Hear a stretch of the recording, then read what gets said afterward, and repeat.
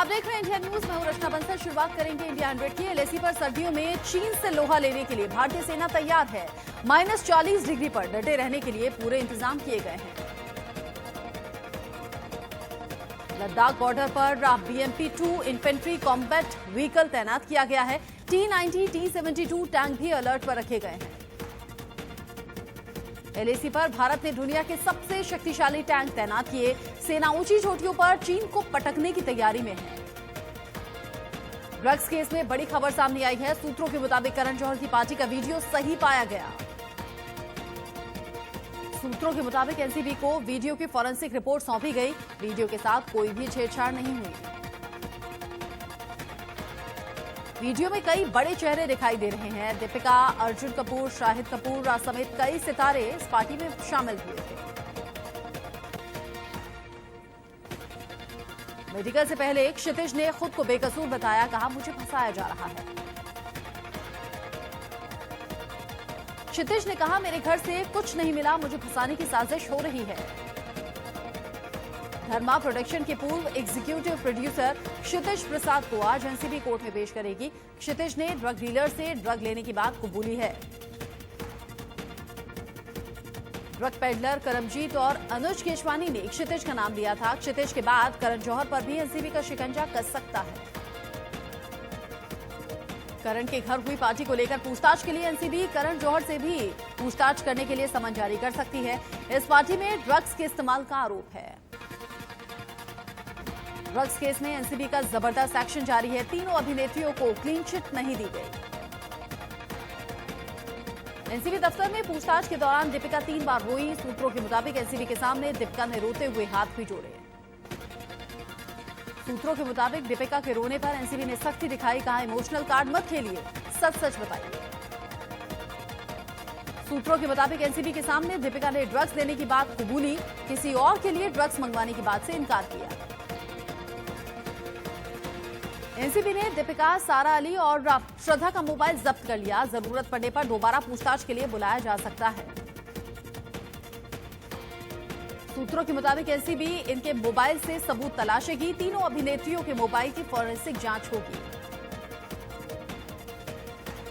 सूत्रों के हवाले से खबर है कि एनसीबी दीपिका पादुकोण, सारा अली खान और श्रद्धा कपूर के जवाब से संतुष्ट नहीं है।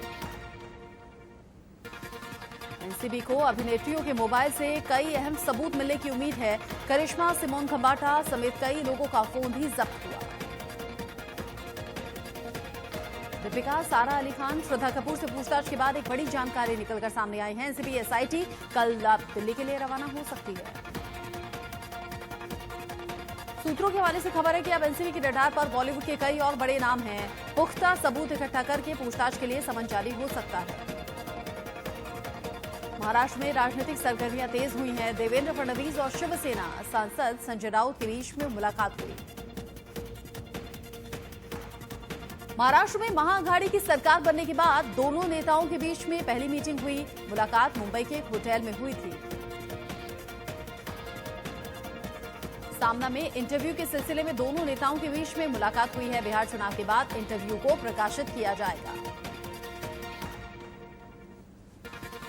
फडणवीस से मुलाकात पर संजय राउत ने सफाई दी। कहा, मीटिंग के बारे में सीएम उद्धव ठाकरे को जानकारी थी। संजय राउत ने कहा, फडणवीस हमारे दुश्मन नहीं है, हमने साथ काम किया है।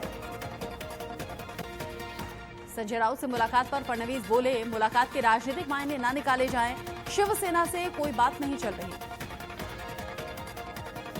राजस्थान के डूंगरपुर में हिंसा के बाद इलाके में तनाव बरकरार है। पुलिस फायरिंग में 4 प्रदर्शनकारियों की मौत हुई। हिंसा के बाद पुलिस के 3 अधिकारियों को डूंगरपुर के लिए रवाना किया गया। शिक्षा भर्ती में आरक्षण की मांग को लेकर यह प्रदर्शन चल रहा है। बीजेपी की 3 सदस्यीय टीम भी डूंगरपुर का दौरा करेगी। बीजेपी प्रदेश अध्यक्ष सतीश पूनिया को रिपोर्ट सौंपेगी। राजस्थान के उदयपुर में तनाव को देखते हुए इंटरनेट सेवा बंद की गई है। कल होने वाला पंचायत चुनाव भी स्थगित किया गया। इलाके में रैपिड एक्शन फोर्स की 3 टीम को भी तैनात किया गया है। इलाके में धारा 144 लगाई गई।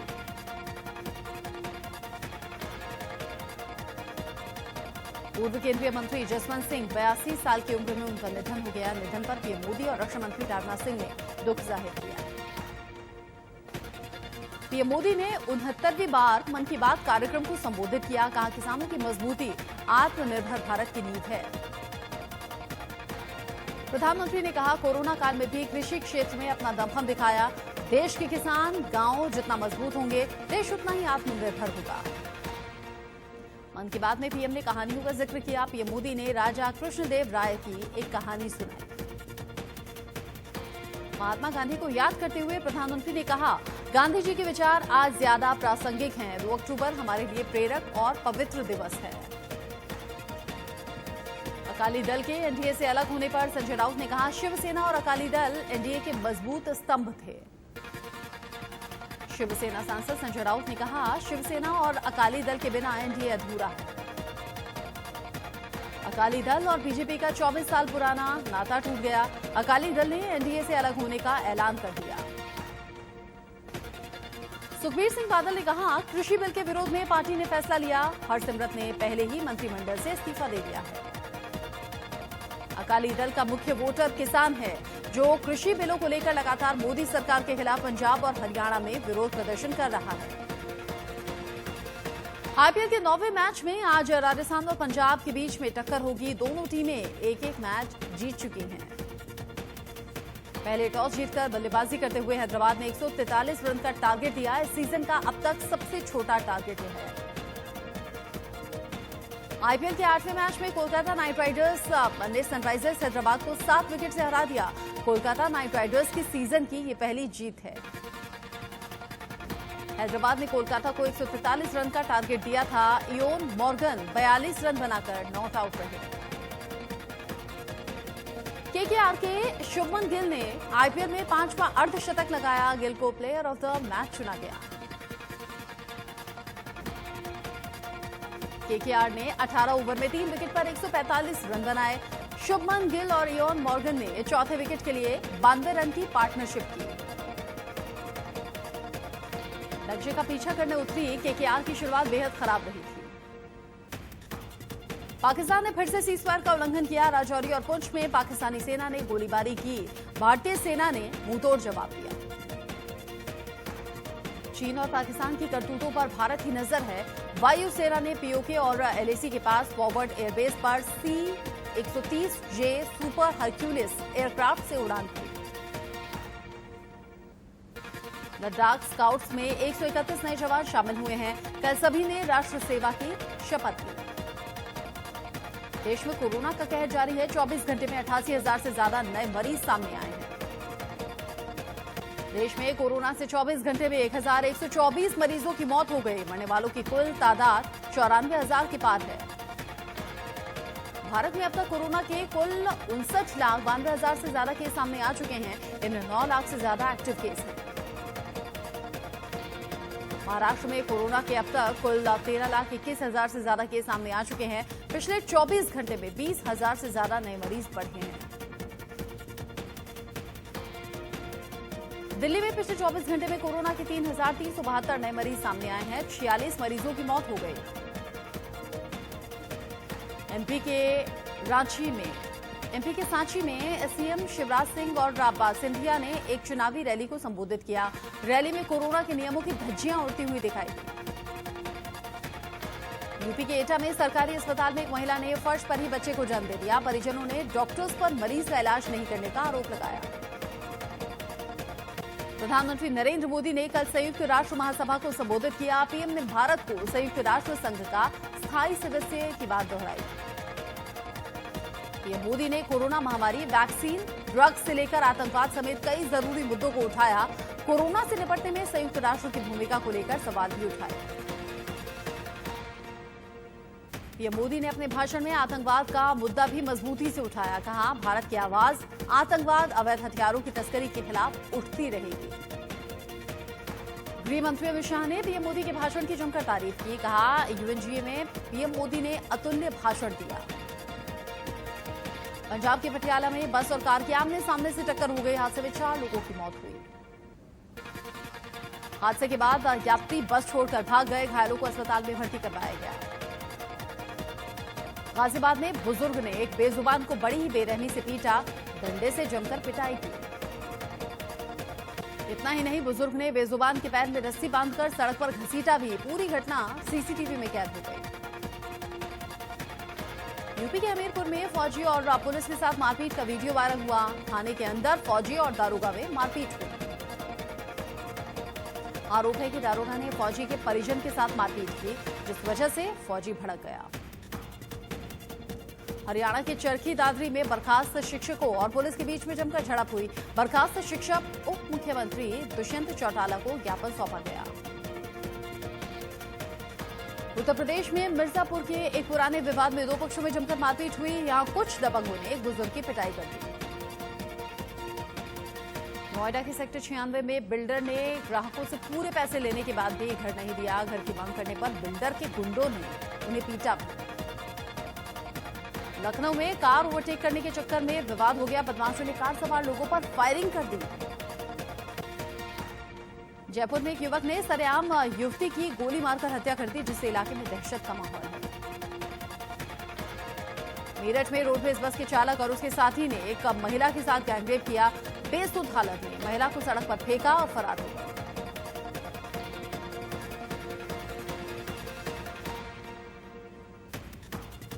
फरीदाबाद में हत्या के मामले में गवाही देने जा रहे युवक पर बदमाशों ने हमला कर दिया। युवक गंभीर रूप से जख्मी हो गया। सुल्तानपुर में एक पुलिस वाले को चोर की पिटाई करते हुए ये वीडियो वायरल हो रहा है। आला अधिकारियों ने आरोपी पुलिसकर्मी को निलंबित किया। यूपी के मऊ में रेलवे ट्रैक पार करते वक्त साइकिल सवार ट्रेन की चपेट में आ गया। गनीमत रही कि युवक की जान बच गई। यूपी के बस्ती में फ्लाईओवर के पास सड़क हादसे में 2 एसएसबी जवानों की मौत हो गई। झांसी में पुलिस ने शातिर चोरों के गैंग का भंडाफोड़ किया। पुलिस ने चोरों के पास से लाखों के गहने और हथियार बरामद किए हैं। बहराइच में पुलिस ने 4 वाहन चोरों को गिरफ्तार किया। पुलिस ने चोरों के पास से 10 चोरी की बाइक बरामद की। और शामली में पुलिस और बदमाशों के बीच मुठभेड़ हुई, जिसमें 2 बदमाशों को गोली लग गई। 4 बदमाशों को पुलिस ने धर दबोचा। यूपी के गोंडा में छत गिरने से 2 महिलाएं गंभीर रूप से जख्मी हो गई। एक युवती अस्पताल ले जाते वक्त उसकी मौत हो गई।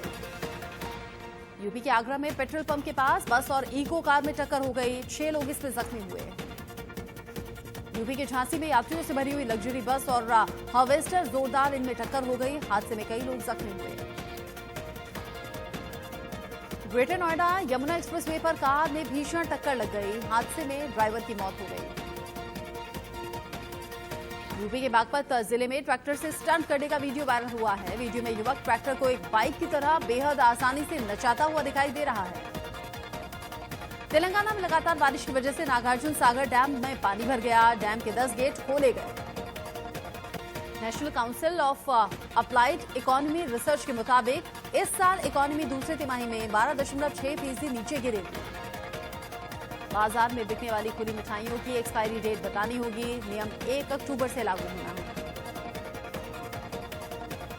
ऑनलाइन ग्रोसरी मार्केट 2024 तक 1.32 लाख करोड़ रुपए का हो जाएगा। कोरोना और मोबाइल यूजर्स की बढ़ती संख्या के कारण इंडस्ट्री में ग्रोथ देखने को मिली है।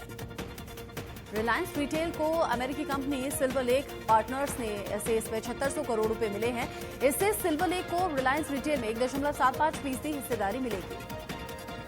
कोरोना के बीच कारोबार पटरी पर लौटने लगा है। मई अगस्त में स्मार्टफोन और इलेक्ट्रॉनिक उत्पादों की बिक्री 26% बढ़ी है। न्यूयॉर्क के मैनहट्टन में एक एस्ट्रोनॉमिकल डिजिटल क्लॉक लगाई गई है। घड़ी बताती है कि ग्लोबल वार्मिंग से बचने के लिए दुनिया के पास 7 साल बचे हैं, नहीं तो हालात काबू में नहीं आ सकते। स्पेन की वाइन फैक्ट्री का कंटेनर फटने से 50,000 लीटर रेड वाइन पानी की तरह सड़क पर बहती हुई दिखी। रेड वाइन बहने का वीडियो सोशल मीडिया पर लगातार वायरल है। वीडियो में रेड वाइन का फव्वारा साफ तौर पर दिखाई दे रहा है। चीन की सरकार ने शिनजियांग प्रांत में 16,000 से ज्यादा मस्जिदों को जमींदोज कर दिया। ऑस्ट्रेलियन थिंक टैंक ने एक रिपोर्ट में दावा किया है। अमेरिकी राष्ट्रपति डोनाल्ड ट्रंप ने विपक्ष के विरोध के बावजूद सुप्रीम कोर्ट में नए जज की नियुक्ति की। ट्रंप ने एमी कोने को सुप्रीम कोर्ट का नया जज बनाया है। दुनिया भर में कोरोना से अब तक 3 करोड़ 29 लाख से ज्यादा लोग संक्रमित हो चुके हैं, जबकि 9,96,000 से ज्यादा लोगों की मौत हो गई है। रूस में अब तक संक्रमितों की संख्या 11,43,000 के पार है, जबकि मरने वालों का आंकड़ा 20,000 के पार।